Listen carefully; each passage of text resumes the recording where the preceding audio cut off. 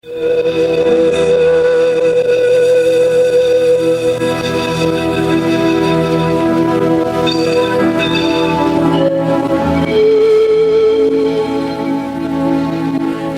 horário, a emissora da Fraternidade Rádio Rio de Janeiro oferta ao seu coração mais um programa Culto Cristão no Ar. Participe conosco.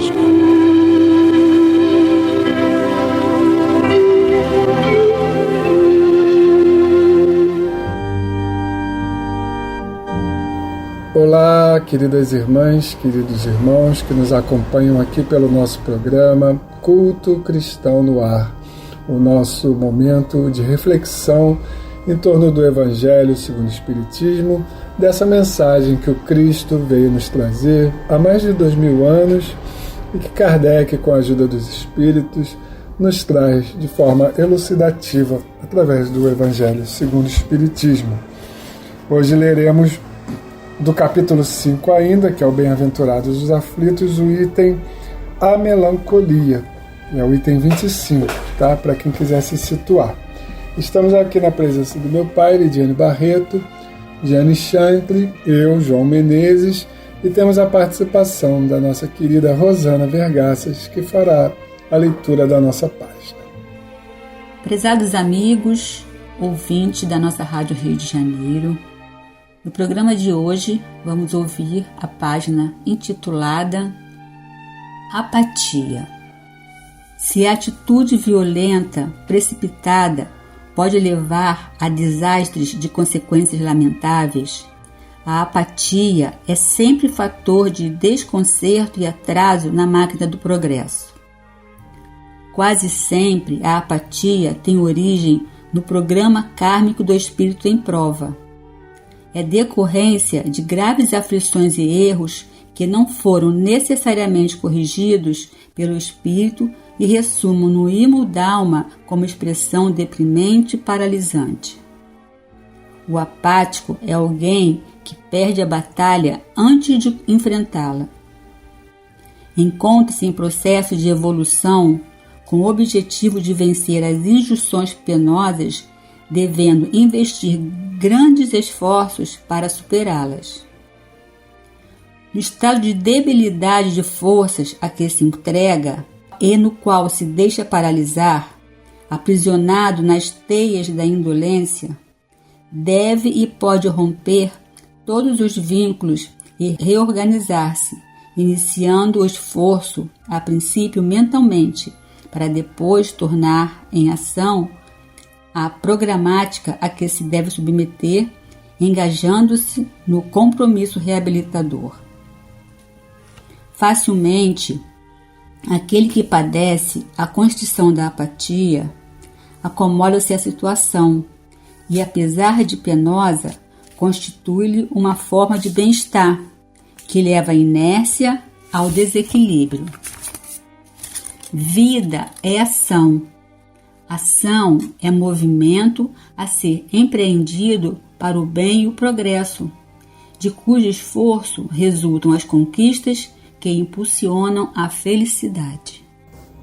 Jesus, divino amorável Mestre, aqui estamos, Senhor, iniciando mais este programa e com os corações alegres, Senhor, porque é a oportunidade de a gente falar do Teu Evangelho para as pessoas que estão sintonizadas conosco.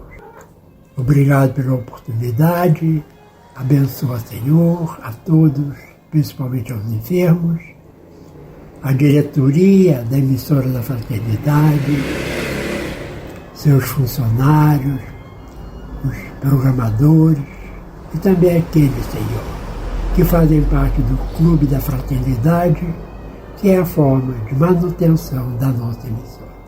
Obrigado por tudo, que a Tua paz possa envolver a toda a humanidade, hoje e sempre. Vamos ler hoje a mensagem que se encontra no capítulo 5, Bem-aventurados os Aflitos. O estudo é do item 25, A Melancolia. Sabeis por quê, às vezes, uma vaga tristeza se apodera dos vossos corações e vos leva a considerar amarga a vida? É que vosso espírito, aspirando à felicidade e à liberdade, se esgota, jungido ao corpo que lhe serve de prisão, em vãos esforços para sair dele. Reconhecendo inúteis esses esforços, cai no desânimo e, como o corpo lhe sofre a influência, toma-vos a lassidão, o abatimento, uma espécie de apatia e vos julgais infelizes. Esse título da mensagem, melancolia, uma palavra que não é muito utilizada atualmente, né? A gente ouve muito falar em melancolia em termos de música, né? Uma música melancólica, mas a gente pode substituir perfeitamente por uma palavra que todos vão identificar e conhecer muito bem, que é depressão, né? Um dos grandes males da sociedade atual. E o que ele descreve aqui nesse primeiro capítulo é exatamente um estado de depressão. Aquela tristeza que a gente não sabe explicar a origem, aquela vontade de deixar de viver, né? Às vezes a pessoa não tem a coragem de tirar a própria vida através do suicídio, mas também não tem vontade de continuar vivendo, né? Ela cai nesse desânimo, nesse estado aqui que ele fala de apatia. E muitas vezes essas pessoas vão precisar de ajuda espiritual, sim, mas muitas vezes de ajuda médica também, de ajuda da família, né, para sair desse estado aí que o espírito chama de melancolia, mas que a gente conhece hoje como depressão. É um assunto muito sério que a gente precisa tratar com muito carinho, né? Não é falta de vergonha, como a gente fala, fulano não tem vergonha, não quer fazer nada, né? Às vezes é um processo até patológico, né, que a pessoa está passando, que tem alguns componentes até físicos, outros com certeza espirituais, às vezes até uma influência espiritual, né? E como ele diz aqui, é a vontade do espírito retornar à sua liberdade. Isso quase sempre é inconsciente, porque muitas vezes a pessoa que está nesse estado de depressão, ela nem sabe que é um espírito imortal, né? Nem tem essa consciência, mas aquele espírito, no fundo, ele anseia pela liberdade, pela libertação do corpo físico, ele sente como uma prisão. E aqui no final, o espírito comunicante, ele fala que a pessoa cai no desânimo e como o corpo lhe sofre a influência, toma-vos a lassidão, o abatimento, uma espécie de apatia e vos julgais infelizes. Então, qualquer pessoa que está nos ouvindo e que está sentindo esses sintomas, não tenha vergonha, não adie, procura um profissional, vai ao médico, né? E abre o coração, porque o estado depressivo, ele começa assim e depois vai piorando, a pessoa vai ficando cada vez pior. Então, se qualquer pessoa que começa a sentir esses sintomas, é bom procurar ajuda, né? Vá no centro espírita, conversa com alguém, pede auxílio, toma passe, usa água fluidificada, porque se cair nesse estado que está falando aqui, as coisas vão complicar bastante. E aí, quanto pior estiver no estado depressivo, a cura é mais difícil. Então, quando sentir um sintoma, procura ajuda. Então, diz aqui ainda o espírito François de Geneve: crede-me, resistir com energia a essas impressões que vos enfraquecem a vontade. São inatas no espírito de todos os homens as aspirações por uma vida melhor. Quer dizer, né? Nós já nascemos com essa capacidade de sempre desejar uma coisa melhor para a gente. Então, aproveitemos isso. Né? Mas não a busqueis neste mundo. E agora, quando Deus vos envia os Espíritos que lhe pertencem para vos instruírem acerca da felicidade que Ele vos reserva, aguardai pacientemente o anjo da libertação para vos ajudar a romper os liames que vos mantêm cativos com o Espírito. Aqui o Espírito já está indicando aqui o caminho que a gente deve tomar. Né? Essa vontade de ser feliz, ela é inata no ser humano. Agora também não pode a gente colocar a felicidade só na aquisição de bens materiais. A felicidade do espírito é bem clara aqui, né? E essa felicidade, ela está na situação do espírito como um ser imortal. E às vezes passar por algumas dificuldades é a forma que Deus achou a melhor para que a gente possa chegar à felicidade real. Mas é preciso que a gente saiba utilizar esses dons que Deus nos colocou na mão. É uma outra questão que às vezes provoca essa sensação de que a felicidade está fora da vida atual. Acontece muito naqueles casais de vida longa, né, de longa duração, quando um dos dois falece, né, e o que fica tem a sensação de que só vai voltar a ser feliz se reencontrar aquele que já partiu, né, e aí perde essa vontade de viver. Só que, pelo conhecimento que a gente tem do Espiritismo, né, tem muitos depoimentos lá no livro O Céu e o Inferno, sobre essas pessoas que já partiram, algumas através do suicídio, né? A forma mais fácil da gente não encontrar a pessoa é tirando a própria vida, porque a gente vai estar em sintonias diferentes, em ambientes bem diferentes, em estados vibratórios diferentes quando chegar na espiritualidade, né? Então, é aceitar a vida atual com todas as suas dificuldades e as suas belezas também, sabendo que um dia a gente vai se reencontrar. Essa é a esperança que o Espiritismo nos traz e que a gente deve trabalhar em nós, de que nós podemos ser felizes aqui também, aqui na Terra, né? E não tratar da saúde com essa desculpa de que eu quero encontrar com a fulana, que é o seu amor, né? Isso ao contrário, fazer com que ele se distancie. Uhum.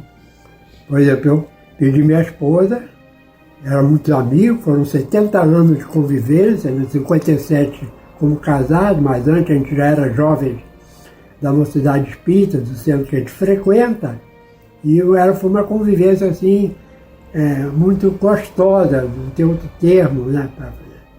E ela desencarnou, eu sinto falta, às vezes me sinto em estado de solidão, mas continuo, né, me cuidando, tratando, porque o que eu quero é encontrar com ela. E não chegar lá em cima e dizer, você... Coisa, né? E a gente fala muito do suicídio daquele provocado imediato, mas não cuidar da saúde também é uma forma de suicídio, né, que a gente chama de suicídio indireto.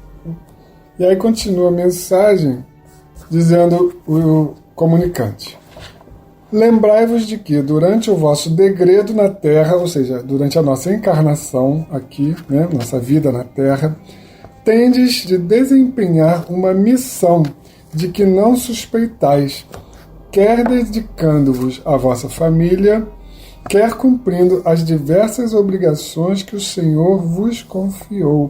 Então ninguém está aqui a passeio, não. Olha que a gente fala, fulano é um missionário, quando a gente se refere a uma pessoa de grande vulto, né, de grande destaque. Chico Xavier é um missionário. Ele está falando aqui que todos nós temos uma missão a desempenhar aqui na Terra, né? Seja cuidar da família, paternidade, maternidade, é uma das maiores missões que Deus nos confia, né? Ser um bom profissional. Exatamente, na nossa própria profissão. Que vai servir de exemplo para outros. Né? E são as obrigações que Deus nos confiou, né?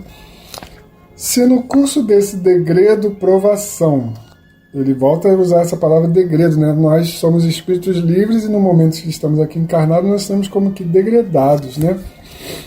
Exonerando-vos dos vossos encargos, sobre vós desabarem os cuidados, as inquietações e tribulações, sede fortes e corajosos para os suportar. Afrontai-os resolutos, os problemas, né? Todos nós temos, né? E graças a Deus nós temos problemas, porque senão e acontece isso em alguns países que não tem tantos problemas econômicos, as pessoas se sentem vazias e acabam tirando a vida por não se sentirem desafiadas, né? Duram pouco esses problemas, né, que nós devemos enfrentar, e vos conduzirão à companhia dos amigos por quem chorais. Olha aí o que a gente falou, né? E que, jubilosos por ver-vos de novo entre eles, vos estenderão os braços, a fim de guiar-vos a uma região inacessível às aflições da terra. Então, aquelas almas queridas que já nos precederam na grande viagem estão torcendo por nós. Não nos sintamos desamparados, porque eles estão doidos para que a gente volte lá, mas que seja recebido com a sensação do dever cumprido, né? Essa é a grande alegria dos nossos amigos já desencarnados quando nós retornamos à vida espiritual. É saber que nós cumprimos bem a nossa última encarnação. E aí sim seremos recebidos por todos eles com festa, com alegria, com os braços abertos. E Emmanuel, no livro Opinião Espírita, foi um livro produzido por Francisco Xavier e Valdo Vieira, né? O Chico Xavier recebia as mensagens de Emmanuel e Valdo Vieira as mensagens de André Luiz. Então Emmanuel, numa mensagem que ele intitulou Felizes e Infelizes, ele diz o seguinte, né? O conceito espírita da felicidade nem sempre enxerga os felizes onde o mundo os coloca. Há pessoas que requisitam conforto demasiado na preocupação de serem felizes e acabam infelizes, estirados no tédio. Ou às vezes, né, a pessoa acha que trabalhando muito e constituindo uma fortuna ele vai ser feliz, né, e acaba se infelicitando porque as coisas nem sempre correm como ele gostaria, né? Então é mais trabalho também, quanto mais dinheiro, mais coisa a pessoa tem de manter, né? Então você vai envolvendo a pessoa ao ponto que às vezes até ele deixa de cuidar da família, dos filhos, né? Para pensar só em riqueza, né? Então isso não vai funcionar. Criaturas aparecem pleiteando destaque e esse crédito ditosos por obtê-lo confessam-se infortunados depois, quando se reconhecem inabilitados para os encargos que receberam. Há felizes nas mesas lautas, comprando enfermidade com os excessos a que se afeiçoam.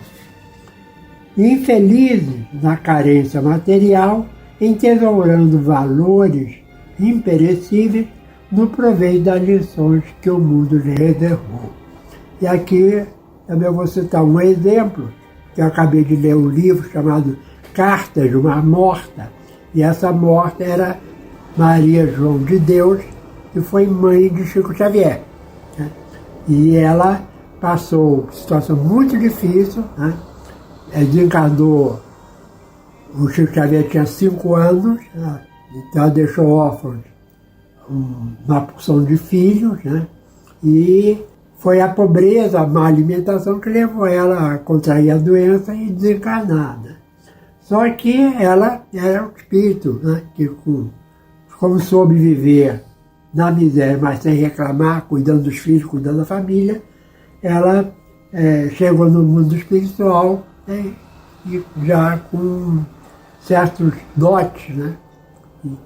E depois ela retorna, por isso Cartas de uma Morta, inclusive trazendo algumas informações e inclusive aconselhando o Chico, né, para que ele soubesse também viver como ela viveu, né, e suportando principalmente as situações difíceis, porque ela sabia que o Chico estava sendo espancado e maltratado pela madrasta, né.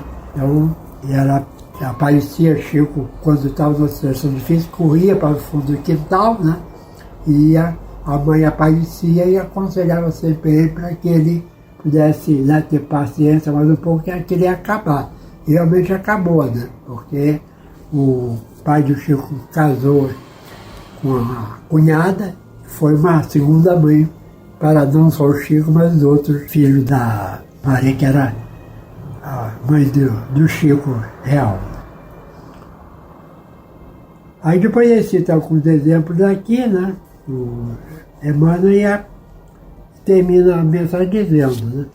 Apliquemos o entendimento espírita aos acontecimentos cotidianos e verificaremos que os felizes e infelizes não estão classificados pela armação ou pela indigência que demonstrem nos quadros exteriores. São e serão sempre aqueles que, em qualquer circunstância, edificam a felicidade para os outros, de vez que a lei da vida determina que seja a criatura medida pelas outras criaturas. Então, a pessoa só é feliz quando torna os outros felizes. Essa é a verdadeira felicidade. E termina dizendo, né, especificando que a felicidade ou a infelicidade articuladas por alguém nos caminhos alheios se voltem matematicamente para quem os formou. Então estão aí Cadinho de Emmanuel completando isso aqui, falando dos felizes e infelizes, porque o capítulo 5 vai tratar de bem-aventurados os aflitos. E aflições todos nós passamos porque estamos ainda encarnados na Terra. Em degredo, como diz aqui o espírito comunicante. Então agora vamos ouvir algumas trovas do livro Cantigas de Vida, de autoria de Custódio Beiral. Trabalha, que a terapia de servir é bom remédio, minora a melancolia e previne contra o tédio. Perdoa e serve contente, ratifico a exortação, a que esqueço, infelizmente, por orgulhosa omissão. Todavia, o que renego e de fato me angustia é ter vivido qual cego, fugindo do próprio guia. A providência divina dá-nos o que precisamos. Deus a ninguém discrimina, colhemos o que plantamos. O sacrifício da vida só vale pelo trabalho, lembrando a forja aquecida para o ferro e para o malho. E assim, Senhor, com esta lição, que possamos vibrar por nós mesmos, pela nossa vida, pelo nosso estado mental, nosso estado íntimo, que tenhamos essa força de sair dessa melancolia, desses estados de depressão, de tristeza que às vezes nos assolam. Estendemos a todos os nossos irmãos esse desejo, aos que nos ouvem, aqueles que conhecemos, que estão em nossos pensamentos, que passam por essa dificuldade, que também tenham forças de buscar ajuda, que possamos nós ser esses que ligam para perguntar se estão bem, oferecer um ombro, uma mão amiga nesses momentos de dificuldade, para que possamos ter pessoas mais felizes saindo dessa encarnação com a sensação do dever cumprido. Abençoa cada um de nós, Senhor, fica conosco hoje e sempre, que assim seja.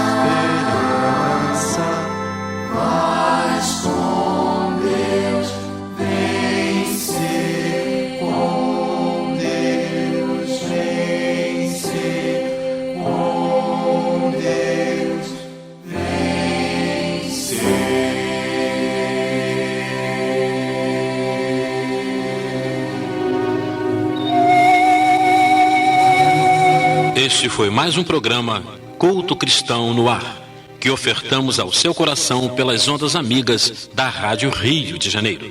Volte a estar conosco na próxima segunda-feira, neste mesmo horário.